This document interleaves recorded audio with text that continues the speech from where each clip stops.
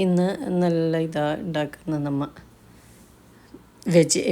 ഉരുളക്കിഴങ്ങും മുട്ടയും കൊണ്ടുള്ള ഒരു നല്ല കുറുമ ഉണ്ടാക്കുന്നു. അപ്പോൾ ആദ്യം പാൻ വെച്ചിട്ട് ഞാൻ വെളിച്ചെണ്ണ ഒഴിച്ചെടുത്ത് കടുക് പൊട്ടിയതിന് ശേഷം സവോള അരിഞ്ഞത് ഇട്ട് കൊടുത്ത് ഒന്ന് വഴറ്റുക.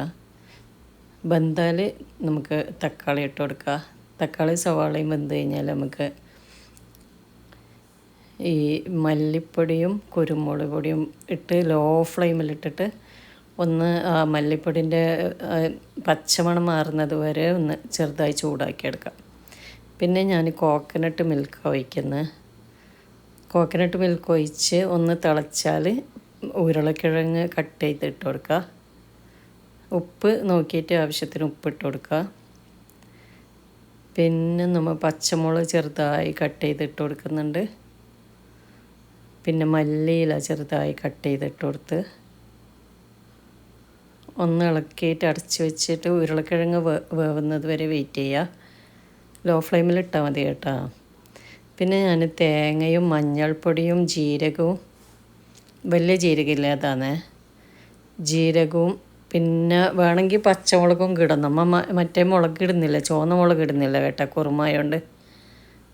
ഒന്ന് തിളച്ചാൽ വേവിച്ച മുട്ട ഇട്ട് ഒന്ന് തിളപ്പിച്ചെടുക്കുക. പിന്നെ ഈ ചപ്പാത്തി എന്നുള്ള സോഫ്റ്റ് ചപ്പാത്തി ആകാൻ വേണ്ടിയിട്ട് എന്താ ചെയ്യേണ്ടതെന്ന് പറഞ്ഞു കഴിഞ്ഞാൽ, നമ്മൾ കുഴക്കുമ്പം പിന്നെ നമ്മൾ ഇങ്ങനെ കുഴക്കുമ്പോൾ നമ്മൾ ആദ്യം തന്നെ ആവശ്യത്തിനുള്ള വെള്ളം ഒഴിച്ചിട്ടാണെന്നല്ലോ കുഴക്കുക. അപ്പോൾ വെള്ളം ഒഴിക്കുമ്പോൾ കുറച്ച് വെള്ളം കുറച്ചിട്ട് പിന്നെ അത് ഫുള്ള് കംപ്ലീറ്റ് ആകാൻ വേണ്ടിയിട്ട് കുറച്ച് ഓയിൽ ഒഴിച്ച് കൊടുത്താൽ മതി. ഞാനിവിടെ ഒലീവ് ഓയിൽ ഒഴിച്ചിന്.